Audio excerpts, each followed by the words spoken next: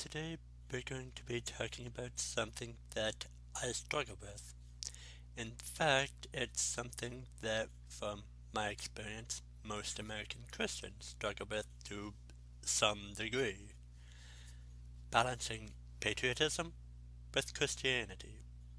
Is it right for a Christian to be patriotic?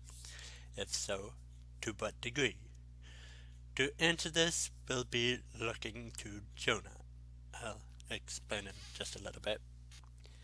So, Jonah 1 through 3.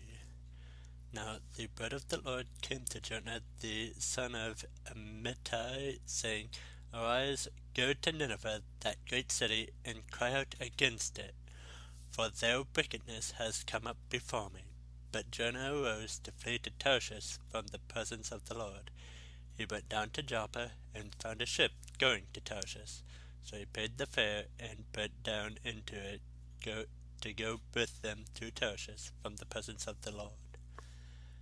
What was the reason he fled? It could very well be assumed that it was because of patriotism. Why do I say this? Because he was a contemporary of Isaiah.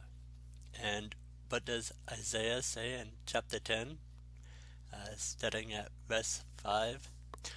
Woe to Assyria, the rod of my anger, and the staff in whose hand is my indignation. I will send him against an ungodly nation, and against the people of my wrath. I will give him charge to seize the spoil, to take the prey, and to tread them down like the mire of the streets. Yet he does not mean so, nor does his heart think so, but it is in his heart to destroy, and cut off not a few nations. For he says, Are not my princes altogether kings? Is not Calner like Carchemish? Is not Hamath like Arpad? Is not Samaria like Damascus?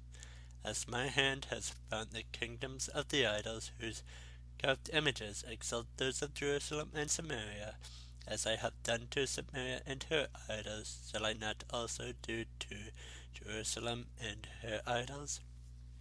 Here, Isaiah is prophesying that Assyria was going to destroy Israel. Now, let's go back to Jonah 4:1-3. But it displeased Jonah exceedingly, and he became angry. So he prayed to the Lord and said, Lord, was not this what I said when I was still in my country? Therefore I fled previously to Tarshish. For I know that you are a gracious and merciful God, slow to anger and abundant in loving kindness, one who relents from doing harm. Therefore now, O Lord, please take my life from me, for it is better for me to die than to live.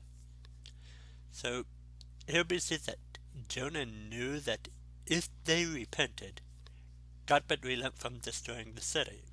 This implies that he'd done this in an attempt to protect Israel.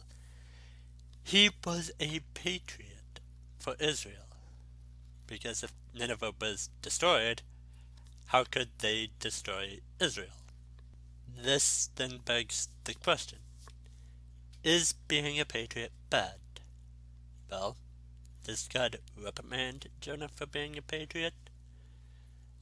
In verses 10-11, But the Lord said, You have had pity on the plant for which you have not labored, nor made it grow, which came up in a night, and perished in a night.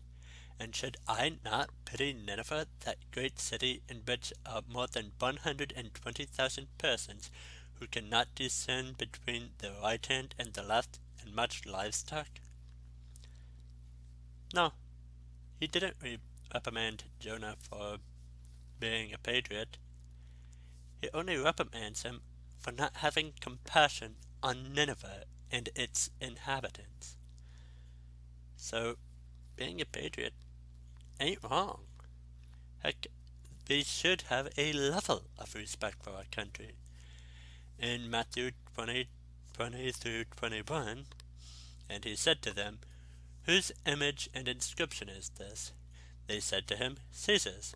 And he said to them, Render therefore to Caesar the things that are Caesar's, and to God the things that are God's. And then Titus 3:1, remind them to be subject to rulers and authorities, to obey, to be ready for every good work. If we didn't have any respect for the country in which we live, why would we obey the rulers and authorities? So yes, a level of respect is necessary, but that just leaves the question of where is the line? How much love for our country is too much? Where was it for Jonah? To the point of disobeying God. Acts 5:29. But Peter and the other apostles answered and said, we ought to obey God rather than men.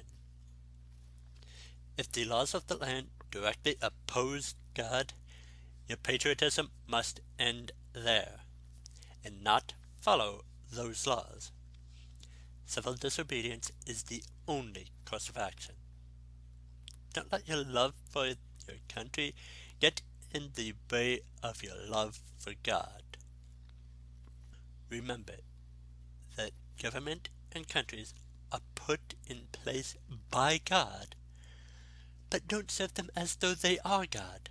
They are just humans, fallible humans that God has commanded to be in charge of us. I'll defend America to the death, but I will also disobey immoral laws to the death, because that is where Christianity and patriotism are at odds. When having patriotism means we have to give up Christianity. Do not obey laws that contradict the Bible. And after that, patriotism is fine otherwise. Good day, and God bless.